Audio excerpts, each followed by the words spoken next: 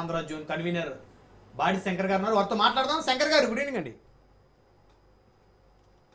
Good evening సరే, ఏంటి మీరు అంటే ప్రత్యేకంగా మీరు చెప్పండి. విజయవాడ వాసి కాబట్టి ఈరోజు జరిగినటువంటి ఆ సమీక్షలో నాదెళ్ల మనోహర్ గారు, మీ పార్టీ సీనియర్ నాయకులు, పిఎస్సి చైర్మన్, మంత్రి రాష్ట్రానికి, వారిచ్చిన స్టేట్మెంట్ జనసేన పార్టీ జెండా విజయవాడ కార్పొరేషన్లో ఎగరేయబోతున్నాం, ఆ దిశగా మీరందరూ ఏకంగా అండి బలోపేతం అవ్వాలి, వర్క్ స్టార్ట్ చేయండి అని ఆయన చెప్పడాన్ని, అంటే ఒక సీటు ఒక మేయర్ పీఠాన్ని మీ ఖాతాలో వేసుకున్నారు ముందుగానే అని అనుకోవచ్చా అందరూ?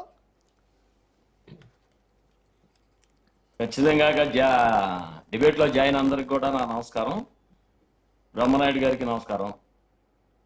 సార్, విజయవాడలో సమీక్ష జనసేన పార్టీ అంటే కేడర్ని బలోపేతం చేయడం, ఎవరైనా టికెట్లు ఆశించిన వాళ్ళు కార్పొరేషన్లో వాళ్ళని కూడా మేము వాళ్ళతో అప్లికేషన్ తీసుకోవడం, అంటే మా ఒక్కొక్క డివిజన్ నుంచి ఎన్ని వస్తున్నాయో చూసుకొని దాని మీద మేము సమీక్ష చేసి కార్యకర్తలకు భరోసా ఇచ్చి ఆ దశగా మా మంత్రి గారు, పిఎస్ చైర్మన్ నాదెండ్ల మనోహర్ గారు, దుర్గేష్ గారు, అలాగే సామినేని ఉదయభాన్ గారి నాయకత్వంలో ఈ సమీక్ష సమావేశం జరిగింది.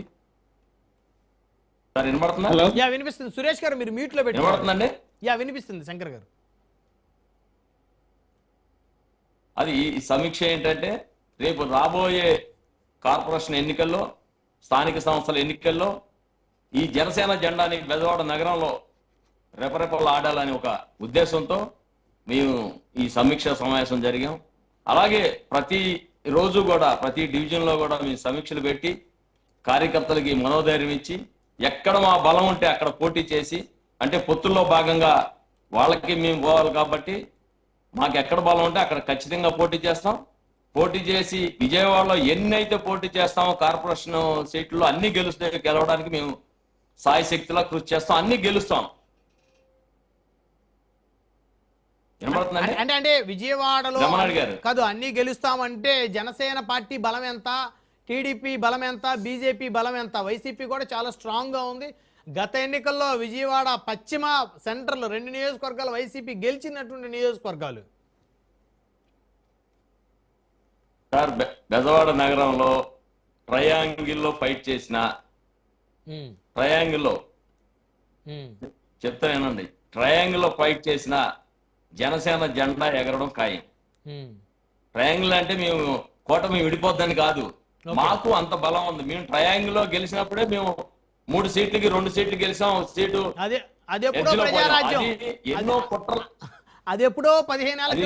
ఎన్నో కుట్రలు చేస్తే వాస్తవమే సార్, 15 ఏళ్ల క్రితమే అదే ఓటు కదా, అదే జనం కదా, మా జనం మళ్ళీ పెరిగారు కదా, అదే జనం అదే ఏరియా.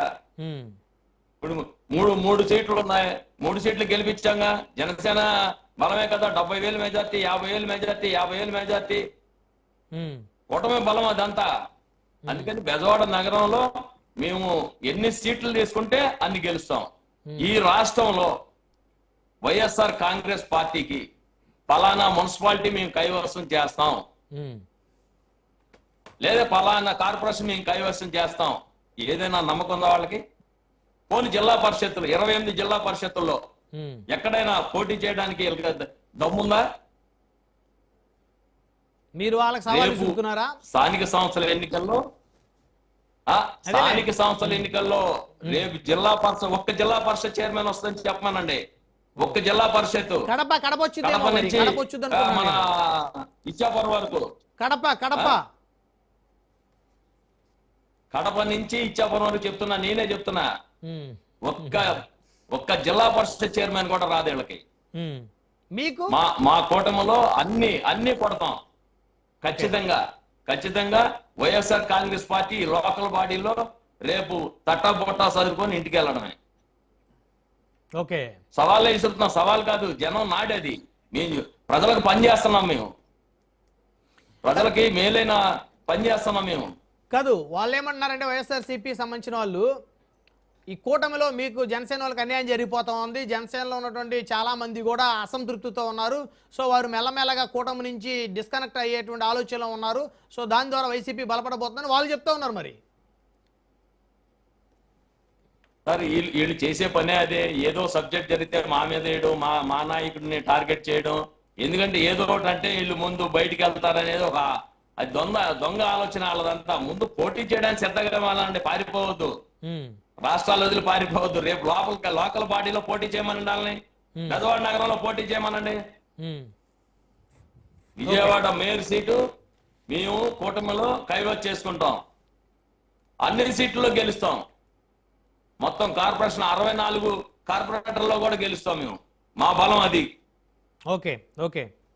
వాళ్ళకి దమ్ముంటే పోటీ చేయమనండి. ఇప్పుడు వాళ్ళు ఏం చేయమని అంటున్నారా ఏంటి? మళ్ళీ మీరు చేయని అనే సవాల్ విసురుతా వాళ్ళు చేస్తామని అంటున్నారు. వాళ్ళు కూడా ఢీ కొనడానికి సిద్ధంగా ఉన్నారు మీతోటి. గ్రౌండ్లో వాళ్ళు 40% ఓట్ బ్యాంక్ ఉంది వాళ్ళకి. వాళ్ళు ఏదో 5% 10% ఓట్ బ్యాంక్ ఉన్నటువంటి పార్టీ కాదు ఆ పార్టీ.